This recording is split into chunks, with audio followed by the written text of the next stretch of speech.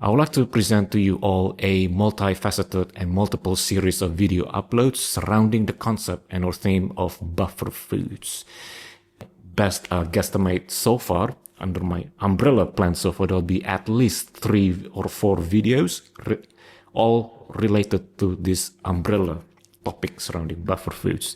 The very first of which that you're actually watching now is the overview, what buffer foods are, and then covering the animal-based examples. And for another video, I'll be discussing the plant-based sources as an alternative. And then for another video upload, I'll be discussing upon the costings. How much does it cost for one to initially procure the bulk ingredients, which is the total initial investment cost, followed by the utilization costs. And I'm going to break those down for you, also with a series of other meal examples. And then also for another video, moving forward, I'll be discussing upon the pros and cons amongst other examples that is more of a nuanced, in-depth discussion, but still nevertheless subjective to your own further individual research. Let's begin with a short disclaimer. And for those of you who already know that this entire concept initiative actually requires you to have some sort of impartiality. So for a little bit of impartiality disclaimer, I kindly ask everyone to be patient as they sift through the number of topics and themes or concerns surrounding nutritional science that may seem controversial and not so readily conformant when it comes to the idealism of what one typically views as healthy. Having said that, you may have seen me in public. We may have worked together in the past, present, or perhaps in the near future. So if any of these topics actually does offend anyone, or at least one may view somewhat controversial, please, by all means, I would like to kindly ask you for your humble patience nonetheless. Although, of course, I am not here trying to force anyone to watch all my videos and presentations from beginning to end, in which this therefore also leads me to my next disclaimer, and that is my style and delivery of presentation. If you are new to this channel, my concept initiative and this YouTube channel of mine is different in the way that I present and disclose information, as such that I disclose information, subjective experiences, not from a lens of sensationalism frequency, but more from a lens of sincere detail and information density. I'm trying my best to make sure that whatever I wish to disclose information is not only delivered from a verbal presentation perspective, but also in a typographic, annotated, and written description to not only augment as well as also to add anything that I wish to elaborate. But unfortunately, nobody's perfect. There were times, of course, that I would like to elaborate upon beyond the recording dialogues, beyond what was planned in my scripting all along. So having said that, this entire presentation series have taken me well over 1 year, if not more so, ongoing in this process. There are still things along the way that I'm still learning at my own pace, and certainly, once again, leading us to the next disclaimer as such that nutrition is a highly individualized experience. Nobody, therefore, owns someone else's body. As logical as that may sound, however, a lot of nutrition, health, and or wellness channels seems to be based upon the idea that it is all about being safe. I am not entirely against such a subscription or conventional wisdom, so to speak. I'm here simply trying to share perspective from the other side, at least from a lens that people don't often explore amidst themselves. Having disclosed all those 3 disclaimers, let's continue.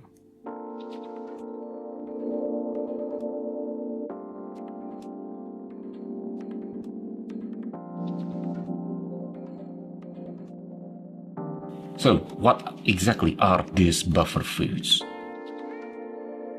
It is exactly as the name implies, are pretty much a series of or alternative food items that you use not just as an accessory, but to prolong other food items that you wish to save to therefore prolong their longevity. Hence, the very name buffer foods. Basically, these are food items that are actually regularly in use on a rotationary fashion in order for me to prolong other valuable food items such as or macronutrients here, whether it's proteins, fats, or carbohydrates, but mostly towards the protein side of things, in which these buffer foods help me to, not as a way to simply use as a bulk filler. Again, I don't actually like to use those terms because filler and or bulk additional items, to me, they usually doesn't usually connotate anything that's positive or constructive in this case. So hence, I'm going to use the word buffer here instead. So this is the space where I like to discuss on the how and the why behind the need for us to actually incorporate these buffer foods into our existing nutrition. Now, let me just emphasize that all of this is highly determined and highly subjective to your own individual needs and how you know your own needs of nutrition, activity levels, and general calorific needs really to reach your satiety, day-to-day satiety. I'm just going to start off with you into describing a scenario, how much food that it would take for me to reach satiety if there are no buffer foods involved. Here is a short-dated pricing of $9.37 for 1.5 kilograms of beef mince graded at 80/20. This is a very, very lucky finding, in which this doesn't actually come by that often. I can say that within this 1.5 kilogram, I would say I can actually fit in up to maybe just a week worth of food, say around about 400, 350 grams portions, in which that is usually the amount that it takes me to reach my satiety level. And once again, the calories that I need, up to 6 meals at best, if I were to be really, really frugal. Now, what happens then if we mix this with a buffer food of choice? I'm going to show you two examples, and the very first being is beef brisket bones, in which that is actually coming up as my very first preference. Or on the plant-based side of things, we have, once again, this is where it can actually trigger some people, me included, but I have to remain unbiased here when it comes to nutrition in general. Soya wadi. These beef brisket bones, let's just go through this as a first example, usually cost at around $4 to $4.50 per pack of at least 2 kilograms. Memory, the heaviest that I actually went through was up to 3.5 kilograms. Sometimes you get more, sometimes you get less. Combine this beef mince with beef bones. This can easily produce at least 2 weeks worth of food. And how do I do that? Simply combining them together. For every 1 kilogram batch of beef bones, I can therefore extract at least 1,000 more calories very, very easily, saving me therefore the need to introduce other form of fats into my future meals, and then combining that with the beef mince, remember, was around about 300 to 400 grams, but now I can definitely half that amount. So you can get the picture as to how far and as to how much you can save, as well as also produce much, much more calories or much, much more number of meals that's required by just adding in a buffer food. And I can pretty much end it right there. That it's all about economics. This also can be worked upon with a plant-based source, in which again I will be talking about more on that in another separate video. Why not actually take a step further? How much meals can I actually produce then? Out of 500 grams worth of a soya wadi, and then at least 2.5 kilograms worth of a beef brisket bones. And then also using the 80/20 beef mince as the feature meal proteins. How much meals can I actually produce this all together? I would say up to potentially 3 weeks worth of food. If this doesn't actually convince you to start thinking about how you would approach your groceries next time when you need to do your food shopping, this will at some stage be relevant to you. Or at least I hope that I can actually give you some perspective otherwise. When it comes to the preparation wise, it is as simple as using a pressure cooker. So I'm just using an IKEA $80 worth of pressure cooker. Boil enough water using your kettle, and then apple cider vinegar, and obviously plenty of salt. 1.5 hours of constant, and this is quite important, constant, sustained cooking pressure time. Just let everything cool down once everything finishes, and from there on, it's pretty much up to you. So you can actually consume the stock as they are, as an accessory meal, or you can simply consume them as it is, as a feature meal. So let's actually go through the type of examples of the cuts we have here. We have the marrow dominant cut here. So I'm just going to go through a bit of a examples walkthrough as we go along.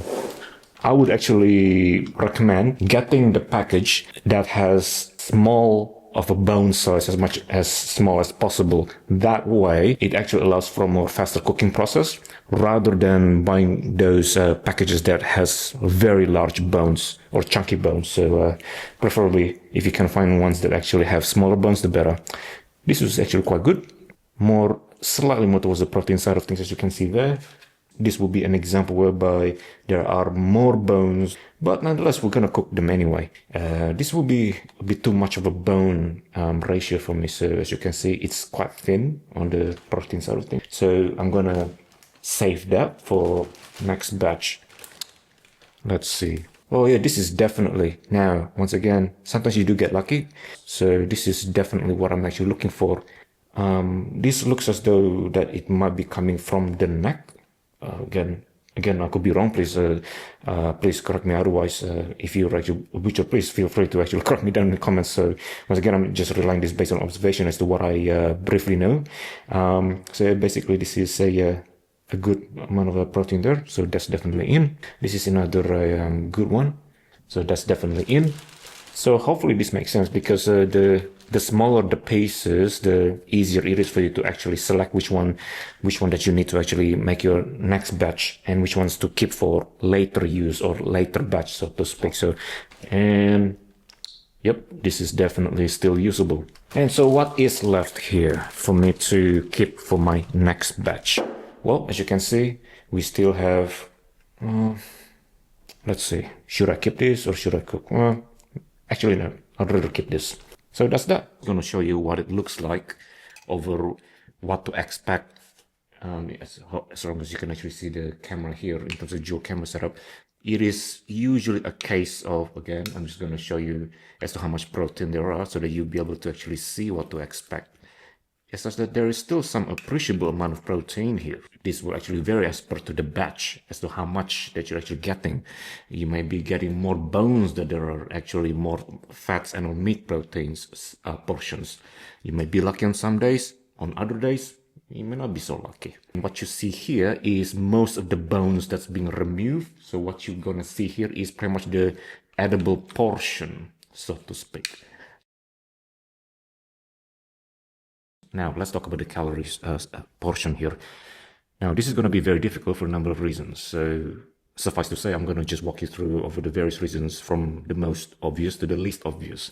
And bearing that in mind, this may, once again, may trigger some people who are into clean eating. But, once again, this is not the space for me to actually debate on such topics.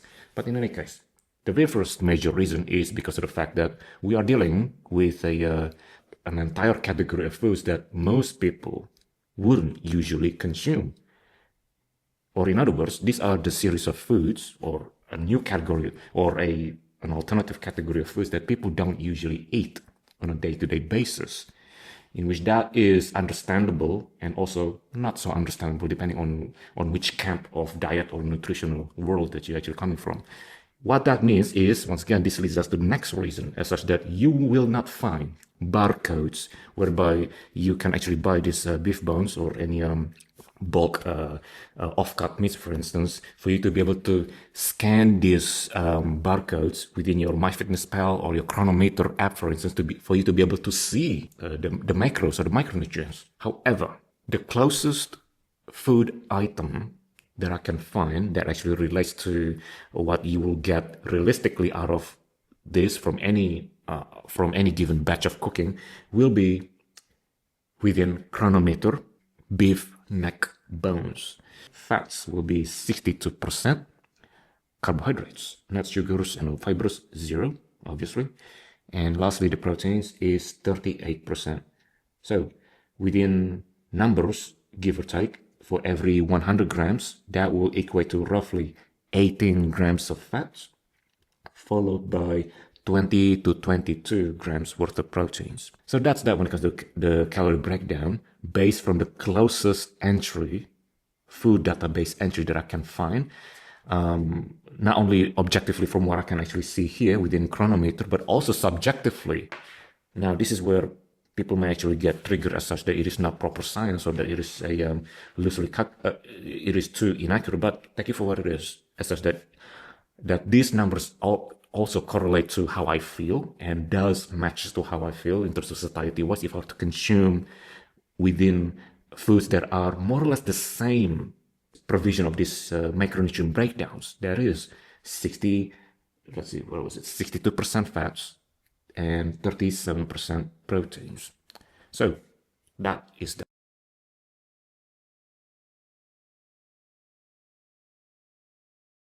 Let me just proclaim that, number one, I am not in any way, shape, or form sponsored by anybody, nor any stores, nor any supermarkets. The store where I actually generally buy or purchase my beef brisket bones, in which that is Spatched, they would have no idea that I'm actually making this video. I am not promoting anyone or any brands. I'm simply here trying to share with you all my information and experiences in a transparent manner. I would actually encourage you, especially if you reside in Perth, Western Australia, to consider making a visit to your local or your nearest Spatched store. For those of you who are not familiar, Spatched is another sub-market share below Coles and Woolies throughout nationwide on what is considered to be an alternative grocery supermarket chains. Spatched here is where I can usually get in a bag, that is in a bag of say up to 3.5 kilograms, being the heaviest from my recent memory, for a relatively consistent pricing between $4 to $4.50. However, there are some other things that we should keep in mind, because not all stores actually sell these beef brisket bones that is made or hygienically prepared for human consumption, in which apparently there's varying standards between what is considered pet grade versus human grade.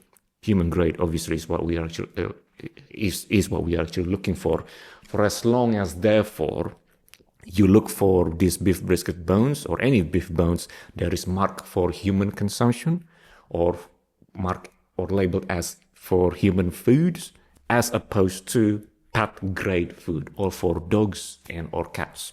Another alternative ways to get them is through your alternative grocery stores. Yes, I am aware that Woolworths and or Coles, although I don't think I actually can recall Coles actually selling a similar product.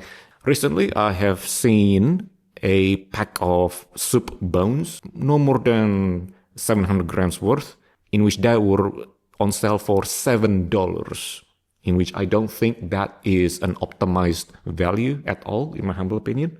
Just visit your local alternative fruit and vegetable stores. Have a look around. Make sure is that you actually scout their fridges section, especially among the offal section, where they actually keep the offcuts, Once again, this is not a 100% guarantee that you may actually find these products, but it is the only closest area that I would be looking for. The total investment cost in Michigan, that's $4 to $4.50, but let's just say it is $4.25, just give or take for conservative sake. And when it comes to the utilization costs, instead of me trying to work out the actual per meal cost of utilization, in which again, it can be quite complicated because it varies as to how much that I'm actually combining this with other buffer foods and also how much proteins that I'm actually combining them as well. So the easiest way for me to calculate this is the total investment cost divided by the number of batch cooking sessions that I can get. In this bag here in particular, this was around about 2.5 to 3 kilograms. So can get up to 4. That's right, up to 4 batch cooking sessions, around about $1 to $1.10. Give or take, when it comes to the utilization cost, in which each batch can potentially yield up to 4 or even 5 meals. So once again, all of this is dependent on how frugal you are and how thrifty you are when it comes to mindfully combining them with any other proteins that you have available and or other plant-based buffer food proteins. That is, once again, that is coming up next in our video presentation series here. And so you can actually get the idea just how much you can actually prepare, the number of meals you can get very humbly just from a single total investment amount of $4.25.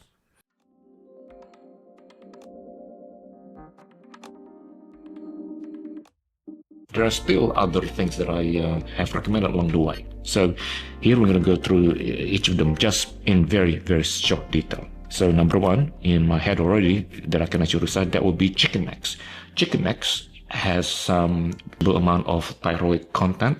So, well, as the name implies, it is actually coming from the neck of the bird. Very easy and very fast to cook. Additional flavorings and condiments that you want, and there you go. Livers, chicken livers, especially chicken livers. I actually do prefer chicken livers more so than other types of livers, especially lamb and or sheep, for a couple of reasons. Number one is that chicken in this case, they tend to have a slightly sweeter taste to them, comparatively say to lamb livers and or sheep livers.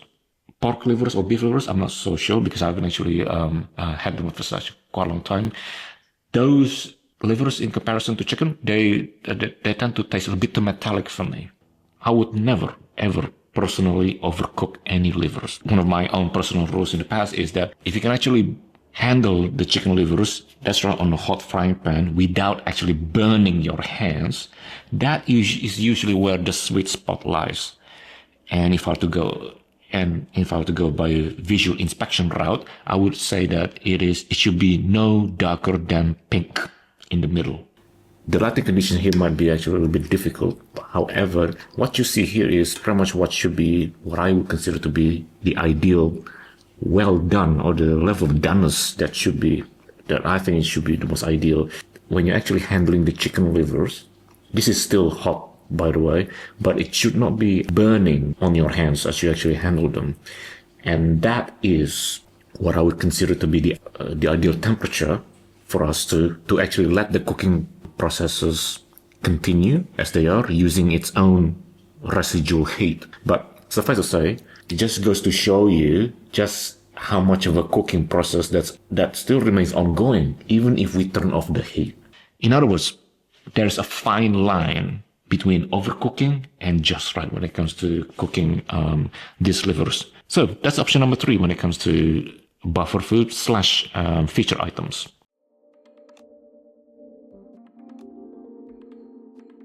Other examples, that would be chicken hearts. Chicken hearts is another, I would say, another recommendation because of the fact that they are, number one, very, very easy to cook and relatively high in protein, and especially also with their valuable CoQ10 content. And another thing as well is chicken gizzards.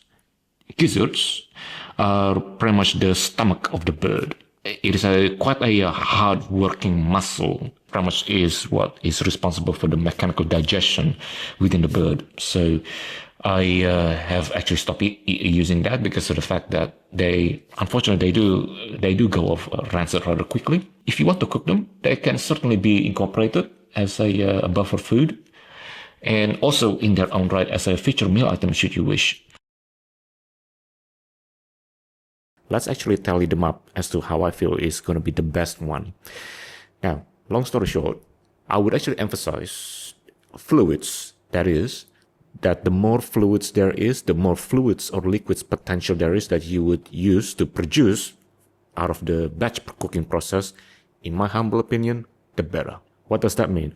Well, if you realize for the fact that within my own context of cyclical keto or cyclical low carbohydrate with intermittent fasting, given their subjectively speaking dehydrating or what they call diuretic nature of the surrounding diet, any food that I would actually eat as a feature meal would predominate the requirements, or at least my preference more towards the fluids heavy base side of things, in which that leads us to the only one winner in my humble opinion, and that is the beef brisket bones, in which not only it is much more economical, just cook once at a bulk level and that's it. You have yourself an array of not just one or two or three, but potentially 5 or 6 meals, savory meals that you can actually produce out of just one batch of a 1 kilogram worth of brisket bones. And then combine it with the plant-based buffer foods that we're going to be talking about, e.g.